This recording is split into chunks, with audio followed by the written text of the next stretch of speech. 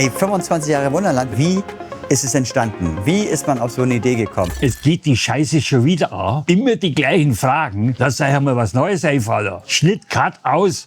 Eisenbahnliebhabern wird nachgesagt, sie seien verrückt, haben Eheprobleme, wissen alles besser, neigen zur Sektenbildung, achten nicht auf ihr Äußeres.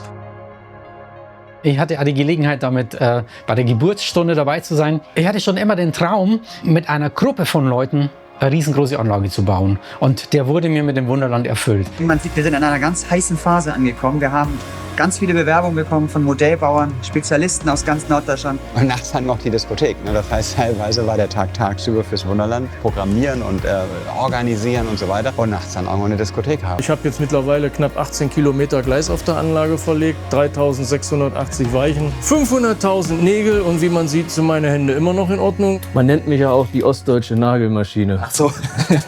Wenn die Leute an Modelleisenbahn denken, denken sie an so eine kleine Anlage im Keller und dann kommen sie ins Wunderland und sind einfach überrascht. Und das merkt man, glaube ich, auch im Besucherfeedback, dass viele nicht das erwartet hätten, was sie hier sehen. Und das ist, glaube ich, ganz, ganz wertvoll in dieser Zeit geworden. Das Traumland des Freddy Braun. Der HSV gewinnt, Hartz IV ist ein Fremdwort und die Züge fahren pünktlich. Unser erster Shop-Bistro-Eingangsbereich damals, 20, 30 Quadratmeter vielleicht. Und hinten in der Küche gab es eine Herdplatte für Würstchen und einen Standardgeschirrspüler mit einem 90 Minuten Schnellprogramm. Das sogenannte Miniaturwunderland wächst täglich. Der Chef mit einem Zwischenergebnis. 70 Schiffe, 3000 Häuser, 165.000 Bäume, über 200.000 Lichter. Ey, wie klein waren wir da? Wie anders waren wir da und wie keine Ahnung hatten wir davon, was uns bevorsteht, aber auch was Schönes uns erwartet. Ich weiß auch ganz genau, ich war voller Sorge zum einen, ob das überhaupt eine gute Idee ist, ob wir damit jetzt finanziell für immer baden gehen. Aber im Endeffekt hat man einfach jeden Tag das gemacht, was Sinn machte. Es kam ja kein Geld rein und wir hatten ja noch keine Gäste. Wir wussten auch gar nicht, wie weit wird das überhaupt mal expandieren. Und jeder Tag war zu kurz. Die Nächte, bis heute ist das so. Es war eine verrückte Zeit. Seit 10 Jahren gehe ich hier schon ein und aus. Ich arbeite ja nun mittlerweile schon 20 Jahre hier im Wunderland. Also ich bin 22 Jahre. Also ich mag Züge. Ich bin von Anfang an dabei. Ich bin jetzt 24 Jahre fast hier. Ich bin 25,5 dabei. Meine 25 Jahre sind im Januar weg gewesen irgendwann. Wir wollen es eigentlich wirklich nicht top-down, sondern wir wollen, dass alle zusammen hier das bauen. Und das klappt bei 450 Leuten, finde ich, noch erstaunlich gut. Scheiße, kommt sie heute geht ja gleich gar nichts. Es ist halt kein typisches Chef-Angestellte-Verhältnis. Ne? Also auch der Ton ist manchmal ein bisschen rauer. Es ist die schönste und gerechteste Lösung. Wir streiten uns hier. Ich habe auch schon mal Schläge angedroht bekommen von Gaston. Kann ich ja laut sagen. Ich habe ihm das nie übel genommen. Es ist schon familiär und das, glaube ich, unterscheidet diesen Job von ganz vielen anderen Jobs. Ich glaube, ich könnte auch nirgendwo anders mehr arbeiten. Nee, also das könnte ich auch nicht. Nein. Wir haben hier 20 Modellbauspezialisten auf einem Haufen und versuchen aus diesen Individualisten ein großes Team zu formen. Das Arbeiten im Wunderland bedeutet für mich vor allem ganz viel Freiheit, sich frei entwickeln zu können, ganz viele Sachen neu erfinden, also neue Techniken erfinden, Sachen irgendwie noch perfekter zu machen, noch realistischer darzustellen und ja, mit dem Arbeitsklima hier, in den ganzen netten KollegInnen und so, fällt mir das alles super leicht. Das ist das Tolle an diesem Laden. Gelernt habe ich ja mal was ganz anderes. Und all diese Ausbildungsberufe, die man machen könnte, um das zu tun, was man hier so tut, kannst du in einem Leben gar nicht abschließen. Vor allem, verstehst du, was mich ausmacht, ist der Mensch hier wichtig. Da ist keiner da und sagt, das geht nicht, das darfst du nicht, du kannst machen. Wunderland ist einmalig und wird einmalig bleiben. Das Wunderland hat auf jeden Fall mein Leben sehr geprägt. Einmal von dem, was ich beruflich machen durfte und konnte, wie ich mich auch selber weiterentwickeln konnte und vor allem, wie ich auch die 25 Jahre mitgestalten konnte. Wir arbeiten professioneller, wir arbeiten strukturierter, aber dieses bisschen Chaos, das haben wir uns eigentlich immer bewahrt. Auf jedem Fleckchen der Anlage ist irgendetwas Tolles versteckt. Und Platz dafür gibt es hier reichlich. Fast 1000 Quadratmeter ist die Anlage mittlerweile groß. Nebenan entsteht der Alpenstaat in standesgemäßen Abmessungen. Der Flughafen ist eigentlich seit 6 Jahren geplant. Wir haben ihn uns immer gewünscht. Wir stehen hier mitten in Skandinavien und an genau dieser Stelle werden über 40.000 Liter Wasser dafür sorgen, dass hier Schiffe wie von Geisterhand fahren können. 193 Länder hat dieser Planet. Und wir haben erst 15 gebaut. schlecht sind? Nicht mal 10%, dann gibt es noch viel zu erwarten. Also ich kann das gar nicht so richtig festmachen, dass jetzt so eine Sache ganz speziell hängen geblieben ist, denn jeder Bauabschnitt, den wir gebaut haben in der Vergangenheit, hatte irgendwie immer seine eigene Herausforderung. Sei es zum Beispiel das Korallenriff unter dem Ozeaneum in Monaco, ne, in 2 mm Schichtstärke da irgendwie was Dreidimensionales gestalten oder den Vesuv zu gestalten mit echtem Lavagestein aus der Pfalz oder auch zum Beispiel in der Atacama-Wüste mal eine Landschaft bauen, ganz ohne Grün irgendwie. Das waren alles Herausforderungen, die mir hier einfach super viel Spaß machen. Wo ist denn mein Holzug, mein kleines Hölzle und meine 2 Schraubzwinger, wo ich da hingelegt habe? Himmel, Herrgott, Sakrament! Sie haben hier gerade die Anlage fotografiert. Ja. Das ist völlig in Ordnung. Ich habe mein Hobby zum Beruf gemacht hier, ganz klar. Und das ist auch was mich hält. Ne? Und über die Jahre sind da auch schon diverse Highlights, die man so zusammensammeln konnte. Die Brücke ist oben! Joachim! Hey! Hast du mich gehört? Nein. Hey! Die fährt doch nicht mehr, oder? Ich habe mich einfach immer wahnsinnig auf das Miteinander gefreut. Miteinander mehr hinzubekommen als alleine. Also das ist das, wovon es für mich lebt, das Wunderland. Einer alleine kann das nicht. Am schönsten am Sekundenkleber die Tatsache ist, dass er nicht in einer Sekunde klebt. Ich erinnere noch eine Dame, die hier die Treppe hochkam, in die Werkstatt reinguckte, über die Glasscheibe hinweg und sagte, das sind jetzt hier also die Behindertenwerkstätten?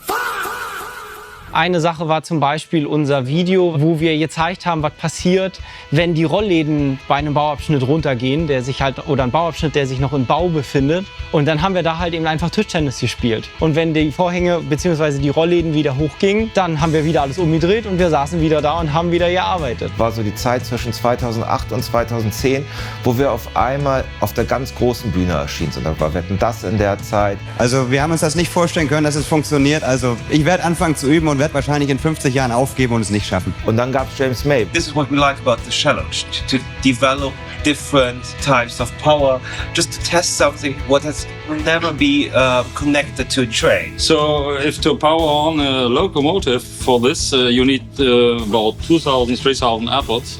Komm. Ja. Was ist das für ein Job, wenn man bekannte Persönlichkeiten kennenlernen darf, wenn man irgendetwas gestalten darf, was sich dann ganz viele Menschen angucken und teilweise auch so honorieren, dass sie einen direkt ansprechen und sagen, hey, das finde ich toll, was ihr da gebaut habt. And we went to this place called Miniature Wonderland.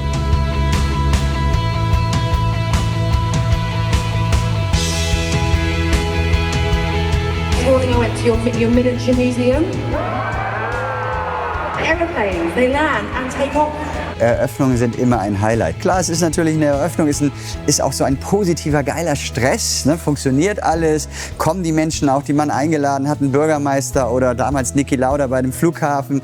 Monaco, weiß jeder. Ne? Monaco, muss man sagen, war einfach nochmal eine ganz andere Liga. Da haben wir dann 2018, als wir die Idee hatten, diplomatische Beziehungen aufgenommen. Ich bin in die Botschaft gefahren. Und das war dann so gut, dass wir irgendwann dann kurz vor der Öffnung die Nachricht bekommen hatten, dass nicht nur Fürst Albert kommt, sondern dass Charlene und die Kinder kommen. Also der erste Familienauftritt seit ewig lang. Aber das Schönste überhaupt ist, das Ding ist offen, die ersten Gäste kommen rein und wie reagieren die? Es ist absoluter Wahnsinn.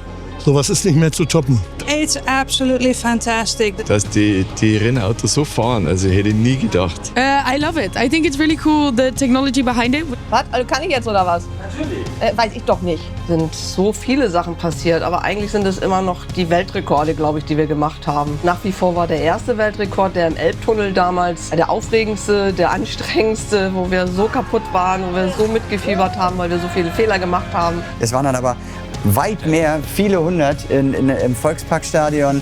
Dann kam das mit den Zugziehen. Ne? Können 198 Modellzüge eine große Lok ziehen? Wir haben den Gläserzug gemacht, für mich der spektakulärste Weltrekord aller Zeiten. Für uns ist das Schönste überhaupt, so einen Weltrekord zu erfinden, ihn zu planen, immer wieder zu hören, geht nicht, das ist der größte Antrieb überhaupt, und dann zu machen. Und wenn es dann geschafft ist, das kann ich euch sagen, das ist ein Gefühl, das ist ja wie die Geburt eines Kindes. Wenn ich zurückdenke an eine Fernsehreportage, ich glaube 2006 ungefähr, wo du gefragt wurdest, hast du noch eine Vision für die Zukunft? Und dann dir etwas mal kurz aus dem Ärmel geschüttelt Ja, hat. ich hab mir was ausgedacht. Ja, ich wollte mir schnell was ausdenken und sich dann hier an die Tür gestellt hast. Wenn das Miniaturwunderland irgendwann mal aus allen Nähten platzt und wir keinen Platz mehr haben, dann bauen wir hier eine Brücke rüber und dann haben wir da drüben noch mal genauso viel Platz. Und wir haben das alle gesehen und haben gedacht, was redet der da? Ne? Alle Ämter, die dafür zuständig sind, haben zugestimmt. Also das hätten wir auch nicht erwartet. Ja. Ne?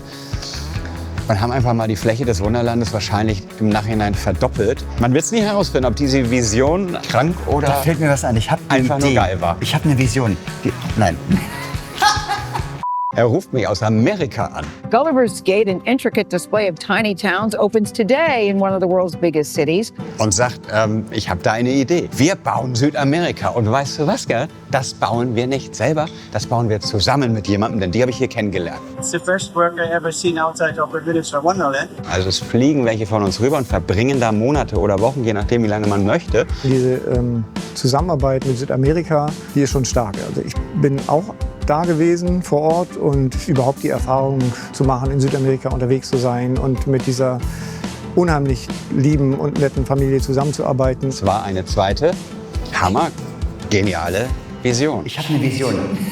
Aber ich kann das nachvollziehen. Ich bin euphorisch aus dem Flugzeug gestiegen. Ich war mir sicher, das ist die zweite geilste Idee. Und da habe ich nicht drüber nachgedacht. Eifersucht im Team. Der coolste Spruch überhaupt war, also eins ist klar, Frederik, ich wechsle nicht die Windeln von einem Baby, das nicht von mir ist. Das geht hier gar nicht um Kommerz oder um Wirtschaftlichkeit oder Outsourcing. Es geht um ein geniales, verrücktes, gemeinschaftliches Projekt. In Hamburg gibt es ganz gute Kunstmuseen, ganz hübsche Kirchen, einen Hafen, aber das Wunderland, das gibt's nur einmal auf der Welt. Das kann man nur hier sehen. TripAdvisor oder ähnliche sehen uns teilweise vorm Louvre und sowas. Ne? Was soll jetzt noch kommen?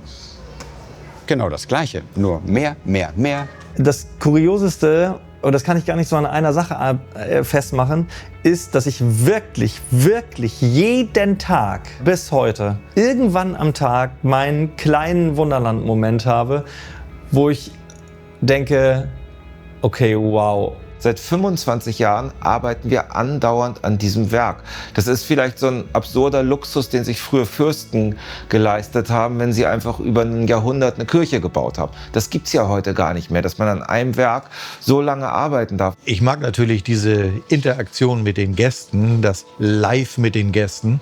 Das heißt, wenn die hier Fragen stellen, dann beantworte ich die auch noch. Ich hoffe so, als wäre es das erste Mal, dass ich diese Frage höre. Also ich mag Züge. Also für mich ist das mein Zuhause, mein zweites Wohnzimmer. Wenn ich morgens aufstehe, dann habe ich nicht das Gefühl, dass ich zur Arbeit fahre, sondern dass ich in mein zweites Wohnzimmer fahre. Meine Begeisterung für Züge an die Gäste weiterzugeben, die modellbauerischen Fähigkeiten hier zu präsentieren und das den Gästen gegenüber auch gut zu verkaufen und die Reaktion der Gäste dann aufzunehmen. Das ist das, was mich hier seit mittlerweile 18 Jahren begeistert. Natürlich geht an so einem Jubiläum auch die Erinnerung zurück an die ersten Tage. Unsere erste Weihnachtsfeier hatten wir mit 25 Leuten gefeiert. Und jetzt sind es viele Hunderte, die da jedes Jahr mit dabei sind. Mittlerweile ist wirklich das Wunderland, die ganzen Bauwerke, die ganze Zusammenarbeit fest in meinem Herzen verankert und verwachsen. Ja, so eine lange Zeit hier im Miniaturwunderland zu arbeiten, ist schon krass. Also es gibt so viele Highlights, die mir da durch den Kopf gehen, wenn ich darüber nachdenke, was in den vergangenen 20 und plus Jahren da passiert ist. Für mein persönliches Highlight ist natürlich, dass ich hier meine Frau kennengelernt habe, meine Ehefrau.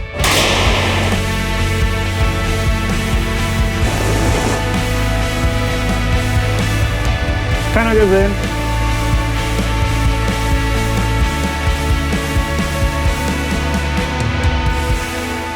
Sabur, er ist morgen nimmer.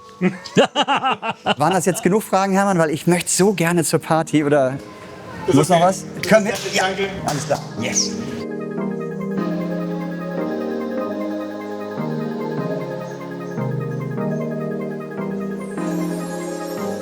Modellbauer zu Modellbauer.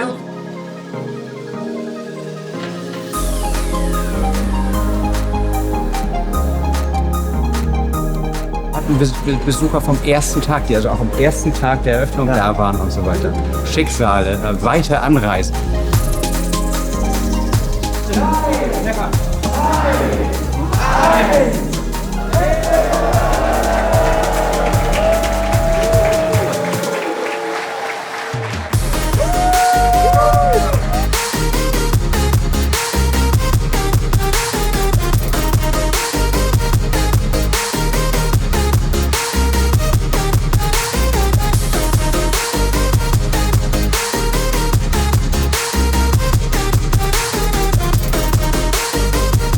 Das ist einer der schönsten Momente meines Lebens. Das kann ich echt. Wenn man 25